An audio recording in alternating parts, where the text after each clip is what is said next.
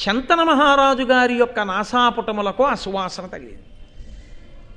ఒక రాజుకి ఓ సువాసన తగిలితే అబ్బా ఎంత బాగుందో అంటాడండి. రాజులకున్న భోగముల కన్నానా ఏమైనా లోకంలో, కానీ ఆ వాసన ఆయనని ఆకర్షించింది. అది కదలిక. గాలి కదుపుతోందండి భారతాన్ని అంతటినీ. సువాసన గాలిలో కాదు వచ్చేది, ఎన్ని చోట్ల గాలి పాత్ర పోషిస్తోందో చూడండి. నమస్తే వాయోత్తమేవ ప్రత్యక్షం బ్రహ్మాసి, ఆ వాయువే పరబ్రహ్మమని కీర్తిస్తాం మనం. కాబట్టి ఇప్పుడు ఆ వాయువు, ఆ సువాసన ఎక్కడ తగిలిందో దాన్ని వెతుక్కుంటూ దాని మూలముల వైపుకి వెళ్ళాడు.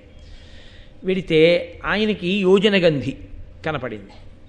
ఆవిడ వంక చూసి చాలా సంతోషించిన వాడై ఆమెను వివాహం చేసుకోవాలి అని కోరుకున్నాడు. కోరుకుని ఆమె అంది, నా తండ్రి దశరాజు, ఆయన అడగవయా, అడిగితే ఆయన ఒప్పుకుంటే నువ్వు నన్ను భార్యగా స్వీకరించవచ్చు అంటే ఈయన వెళ్ళి ఆ దశరాజుని అడిగాడు, నీ బిడ్డని నాకు భార్యగా చెయ్యి అని అడిగితే దాశరాజు అన్నాడు, భూపాల, నీకు ఈ కోమలి వలన పుట్టిన సుతుడు నీ పరోక్షంబున రాజు కావలే, ఎమ్మినిట్లీగ నోపుదే అనిన శంతనుడు గాంగేయు యువరాజు తలచి ఈ పల్కు తక్కగా ఒండు వేడుము ఇచ్చదని నేను. ఆ దశరాజుని నీ కూతురైనటువంటి యోజనగంధిని నాకు ఇచ్చి వివాహం చెయ్యి అన్నాడు. చాలా సంతోషిస్తున్నాను అన్నాడు ముందు. అని ఆయన అన్నాడు దాశరాజు, లోకంలో నా సంతోషం ఏమిటి, నా కూతురు రాణి అయిందని. ఇవాళ నేనుంటాను, ఇంకొక 30 ఏళ్ళో 40 ఏళ్ళో 50 ఏళ్ళో పోయాక నేను వెళ్ళిపోతాను. ఇవాల్టి నా సంతోషం రేపటి నా దుఃఖం అవుతుంది. ఎందుకో తెలుసా, నీకు భార్య అవుతుందేమో, ఎందుకంటే నిన్ను ఇంతకు పూర్వం వివాహం చేసుకున్న భార్య వెళ్ళిపోయింది కాబట్టి. కానీ తరువాతి కాలంలో ఈమె రాజమాత మాత్రం కాదు. ఎందుకని, భీష్ముడు రాజు కాబట్టి భీష్ముని భార్య ఎవరో ఆమె మహారాజ్ఞి.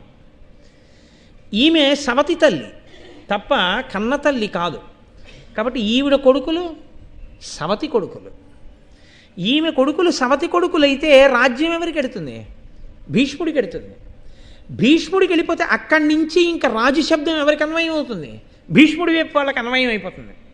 అప్పుడు నా కూతురే ఉంటుంది, నాన్న నేను రాణినవ్వడం ఒకటే ఆలోచించావు, ఇచ్చేసావు శంతనుడికి.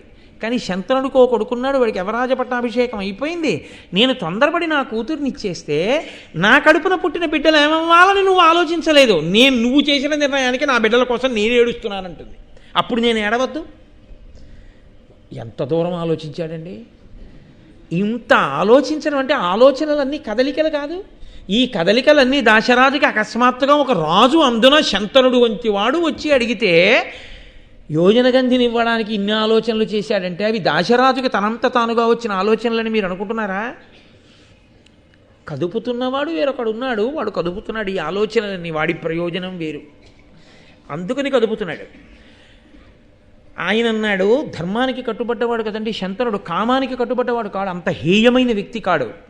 యవ్వరాజ్య పట్టాభిషేకము జరిగి గాంగేయుడు ఉన్నాడు, మహానుభావుడు. ఆవిడ వెళ్ళిపోతూ చెప్పింది, వీడి పేరు దేవవ్రతుడు అని చెప్పింది. దేవవ్రతుడు గంగకు పుట్టినవాడు కాబట్టి గాంగేయుడు ఉన్నాడు. యవరాజ్య పట్టాభిషేకం చేసేసాను, ఇప్పుడు నీకు మాటిస్తే ఈ పిల్లల్ని ఎలా యవరాజ్య పట్టాభిషేకం చేస్తాను, నీ కూతురు కడుపులో కొడుకు పుట్టినా, కాబట్టి ఇది తక్క, వేరొకటి ఏదైనా కోరుకో ఇస్తానన్నాడు. ఇదే కావాలన్నాడు. అయితే కుదరదు, నీ కూతుర్ని నా భార్యగా చేసుకోలేను, వెళ్ళిపోయాడు. కానీ ఆయనకి భార్యాస్థానంలో ఆమె వచ్చి కూర్చోకపోతే ఎదర ప్రమాదం వేరు కదండి. అందుకని ఆయన మనసులోంచి ఆవిడ తొలగిపోయింది అనుకోండి, కథ అయిపోయింది. కాబట్టి తొలగలేదు. బాహ్యంలో కథలో వదిలిపెట్టి వచ్చాడు, లోపల మాత్రం బాగా పట్టుకుంటున్నాడు. రోజు రోజుకి బాగా ఆవిడ్ని పట్టుకుంటే ఏమైంది, ఆవిడ సమస్య అయింది. ఎందుకు సమస్య అయింది, రాలేదు భార్యాస్థానంలోకి. కారణం, గాంగేయుడు అడ్డున్నాడు, యవరాజ్య పట్టాభిషేకం అయిపోయి ఉన్నాడు. అసలు ఆ స్థానంలోకి రావడానికి ఎవరడ్డు ఉండాలో వాళ్ళు లేరు. అసలు ఆ స్థానంలోకి రావడానికి ఊహకందని రీతిలో భీష్ముడు ఉండిపోయాడు, దేవవ్రతుడు ఉండిపోయాడు. పాపం ఆయన ప్రారంభం చూడండి. ఇప్పుడు అందుకని రాజుకి తల సమస్య పట్టుకుంది. ఆ సమస్య పట్టుకుని ఆయన రాచకార్యాలకి వెళ్ళటం లేదు, బయటికి రావట్లేదు, మాట్లాడటం లేదు, దిగులు, తాను అనుకున్నది జరగట్లేదు. ఏమంటాడు భీష్ముడిని ఏమనకూడదు, తప్పు ధర్మం తప్పడు శంతనుడు, ఆమెని మోసగించలేడు కాబట్టి పొందలేకపోతున్నాడు. ఇంత రాచరికం కోరుకున్న ఒక స్త్రీని భార్యం చేసుకోలేకపోయాను. కడుపులో బాధ, ఆ బాధ చేత దిగులు వలన ఇతర విషయముల యందు దృష్టి లేకపోవడం, పరాకు, ఇన్ని పుట్టుకొచ్చి మిగిలినవి తెలియదేమో కానీ పరాకు తెలిసిపోదు. ఏమిటండి అలా ఉంటున్నారు, ఏమిటండి అలా ఉంటున్నారు అందరూ అస్తమానం ఇంకోటి ఏదో ధ్యానం చేస్తుంటేను. కాబట్టి ఇప్పుడు అందరూ మంత్రులు వాళ్ళు అన్నారు, మీ నాన్నగారు పూర్వం ఇలా చెప్పగానే వినేవారు, ఇప్పుడు అన్నీ చెప్పేసిన తర్వాత ఏమన్నారు అంటున్నారు. కాబట్టి మీ నాన్నగారికి ఏదో పరాకు వచ్చిందంటే మీ నాన్నగారి మనసు ఇంకెక్కడో నిలబడుతోంది.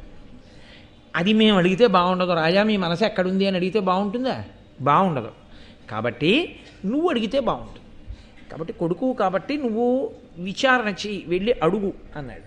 అంటే మహానుభావుడు గాంగేయుడు వెళ్ళి తండ్రితో, ఎంత మర్యాద అండి ఆ మాట్లాడడంలో, ఏమి నాన్నగారు మీరు ఈ మధ్య ఏమి శ్రద్ధ లేకుండా ఏమి పట్టించుకోవట్లేట, అసలు మీ మనసు ఎక్కడుంది చెప్పండి అన్నారు కూడా, చాలా అసహ్యంగా ఉంటుంది. ఓ పనికి మాలిన వాడు రాసిన సినిమా డైలాగ్లో ఉంటుంది.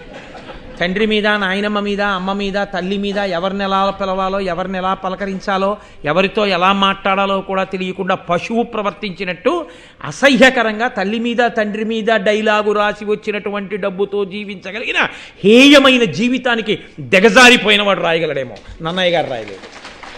కాబట్టి గాంగేయుడు తండ్రి దగ్గరికి వెళ్ళి అన్నాడు, భవదభిరక్షిత క్షితికి బాధయొనర్పగనోపునట్టి శాస్త్రవ నివహంబు లేదు, వసుధా ప్రజకెల్లా అనంత సంతతోత్సవముల రాజులెల్ల అనిశంబు విధేయుల నీకు ఇట్లు మానవ వృషభేంద్ర ఎలుకో మన పరితాపము పొందియుండగన్.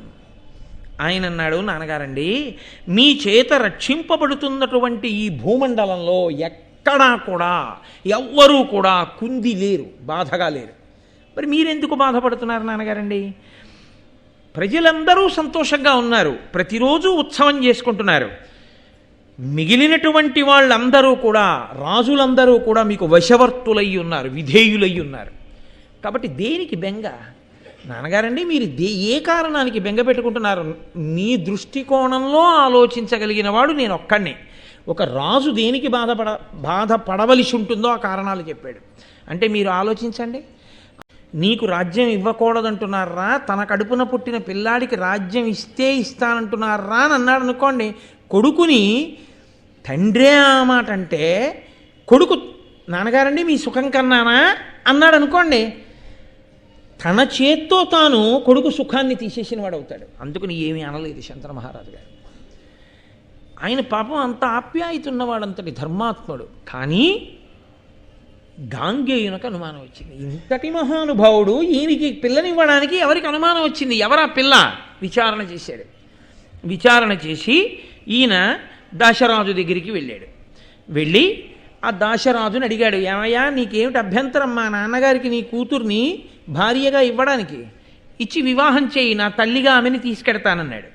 అంటే దాశరాజు మళ్ళీ అదే మాట చెప్పాడు, వినుమైనను సాపత్యంబున దోషము కలదు దీనా, అదియును నీచేతన సంపాద్యము నీ వలిగిన అడ్డమే పురహరాజకేశవులైనన్. భీష్ముడు అంత పరాక్రమం ఉన్నవాడు అవడమే ఆయన జీవితానికి శాపమై కూర్చుంది, అంత చదువుకోవడమే. దాశరాజు అన్నాడు, ఏ కారణానికి పిల్లనివ్వవు మా నాన్నగారికి కనుక అడిగావు? నువ్వే కారణం పిల్లనివ్వకపోవడానికి. మా అమ్మాయి నీకేమవుతుంది పిల్లనిస్తే? పినతల్లి అవుతుంది, సవతి తల్లి అవుతుంది, తల్లి కాదుగా. ఆమెకి పుట్టిన బిడ్డలు ఏమవుతారు? సవతి బిడ్డలు కదూ అవుతారు. రాజ్యం ఎవరికి పెడుతుంది? నీకు కదు పెడుతుంది. ఆమె సవతి తల్లి, నువ్వు రాజు. ఏమిటి ఆవిడికి శాంతి? ఏమిటి ఆవిడికి భద్రత? రేపు ఏదైనా జరగరానిది జరిగిన తర్వాత రాజుకి ఆవిడ పరిస్థితి? సొంత తల్లి కాదుగా. కాబట్టి నువ్వు శత్రురుణం ఉంచుతావా? ఏమో నీ కూతురు కడుపున పుట్టిన వాళ్ళే నన్ను నిర్జించగలిగిన వాళ్ళు అవుతారేమో అంటావేమో. నీ ముందు పురహరాజకేశవులైనన్ బ్రహ్మ, విష్ణువు, శివుడు ముగ్గురు వచ్చి నీ ఎదురుగుండా నిలబడితే నిన్ను గెలవలేరు నాకు తెలుసు. కాబట్టి నా కూతుర్ని నీకు సవతి తల్లి స్థానంలోకి పంపించడమే ప్రమాదం అంతా. నువ్వే ఇబ్బంది, నీ వల్లే ఇవ్వట్లేదు పిల్లలు అన్నాడు. అనగానే ఆయన అన్నాడు, మహానుభావుడు, ఆయన చుట్టూ సామంతరాజులు మంత్రులు అందరూ ఉన్నారు. ఆ పిల్లని అడగడానికి వెళ్ళినప్పుడు మర్యాదతో కదండి వెడతారు పెద్దలతోటి. ఆయన అన్నాడు, వినుడు ప్రసిద్ధులైన పృథివీపతులిందరునే గురు ప్రయోజనమున చేసి తిన్ సమయ సంస్థితి ఈ లలితాంగికి ఉద్భవించిన తనయుండ రాజ్యము చేయగనర్హుడు వాడు మాకు ఎల్లను పతి వాడ కౌరవ కుల స్థితికారుడు ఉదార సంపదన్. అంతే, ప్రతిజ్ఞ చేసేశాడు. ఆయన పితృభక్తి అటువంటిది, మహానుభావుడు. క్షణం ఆలోచించలేదు. తన గౌరవం, తన జీవితం అసలు ఆయన ఆలోచించలేదు. నాన్నగారి కోరిక తీరాలంతే. ఎంత పితృభక్తి పరాయణుడు, మహానుభావుడు. ఆయన చదువుకున్న ధర్మాలు అటువంటివి పెద్దల దగ్గర. ఇదిగో ఇంతమంది పృథివీపతుల ఎదురుగుండా నేను ప్రమాణం చేస్తున్నాను, నా తండ్రి యొక్క ప్రయోజనం కోసం నువ్వు నీ పిల్లని కానీ మా తండ్రికి ఇచ్చి వివాహం చేస్తే నీ కుమార్తె కడుపున పుట్టినటువంటి పిల్లవాడే ఈ కురు సామ్రాజ్యమునకంతటికీ అధికారి, అతడే సింహాసనం మీద కూర్చుంటాడు. నేను అతనిని అనువర్తిస్తాను, అతనికి సేవలు చేస్తాను. ఆయన కర్మ అండి. ఏమి పితృభక్తి, ఏమి మహాపురుషుడు, ఏమి ధర్మం. నిజంగా నేను ఆయనని అనువర్తిస్తాను, మేమందరం అనువర్తిస్తాను. నా బలమంతా దేనికి ఉపయోగపడుతుందంటే నేను నాతో పాటు అందరము ఆ సింహాసనం మీద కూర్చున్న అతనికి సేవలు చేయడానికే ఉపయోగపడుతుంది. అతనే కురు సింహాసనమునకు ఉత్తరాధికారి. కాబట్టి నీకు భయం లేదుగా. ఇప్పుడు మీ అమ్మాయిని మా నాన్నగారికి అంటే దశరథుడు అన్నాడు, నీ వకిల ధర్మవిదుడవు కావున నీకిట్ల చేయగా దొరకునియన్ భావి భవత్సుతులు ఇట్టిరే నీవు నీ విహిత స్థితియు సలుప నేర్తురే అని నన్ను. మంచిదే, ఎంత ధర్మాత్ముడివి. తండ్రి కోసం సింహాసనం వదిలేశావు, బాగుంది. మా అమ్మాయిని మీ నాన్నగారికి ఇచ్చి వివాహం చేస్తాను, మా అమ్మాయికి పిల్లలు పుడతారు, ఒకడిని తీసుకెళ్ళి సింహాసనం మీద కూర్చోబెడతారు, నీకు పిల్లలు పుడతారు. నీ వరకు ఊరుకుంటావేమో, నా కూతురికి పుట్టినటువంటి కొడుకుకి పుట్టిన పిల్లలు సింహాసనం మీద కూర్చోకుండా నీకు పుట్టిన పిల్లలు అడ్డం రారని నమ్మకం ఏంటి? నువ్వు పాటించిన ధర్మం నీ పిల్లలు ఎందుకు పాటిస్తారు? మా నాన్నగారంటే సింహాసనం వద్దన్నారు కానీ మేమెందుకు వద్దంటామంటే పెద్దవాడి బిడ్డలు వాళ్ళకే రాజ్యం పెడుతుంది. పైగా పరాక్రమవంతుడివి నువ్వు, నీ పోలికలే వాళ్ళకు వస్తాయి. అప్పుడు వాళ్ళు నిగ్రహించరా? అభద్రతే కదా. నా కూతురికి ఏమి నమ్మకం, తన కడుపున పుట్టిన పిల్లల యొక్క పరంపరే పిల్లలవుతారని. పిచ్చాడు, ఇంతవరకే ఆలోచించాడు. ఈశ్వరానుగ్రహం లేకపోతే ఈ భీష్ముడే దిక్కవుతాడు ఆ సింహాసనానికని ఆలోచించలేకపోయాడు. తల కొట్టుకుంది సత్యవతి. తర్వాత కూర్చోవయ్యా సింహాసనం మీద, పిల్లను ఉంచుకోవయ్యా అని. అమ్మా మాట తిరగనమ్మా అన్నాడు. అంతే, మహానుభావుడు. పరిత్యజించాడు అన్నింటినీ. నిండు యవ్వనంలో ఇన్నిటిని పొంది ఆ రోజు ఉన్నటువంటి పరిస్థితుల్లో భీష్ముడికి భార్య కావడం అంటే పొంగిపోయి పరిగెడతారు ఏ రోజైనా సరే తన పిల్లనివ్వడానికి. అటువంటి వాడు అంత పెద్ద ప్రతిజ్ఞ చేశాడు తండ్రి కోసం. వెంటనే ఆయన అన్నాడు, ఓహో, నేను రాజ్యం విడిచిపెడితే సరిపోదు, నేను సింహాసనం వదిలేస్తే సరిపోదు, నా బిడ్డలు అలా విడిచిపెట్టరని కదా నీకు నమ్మకం?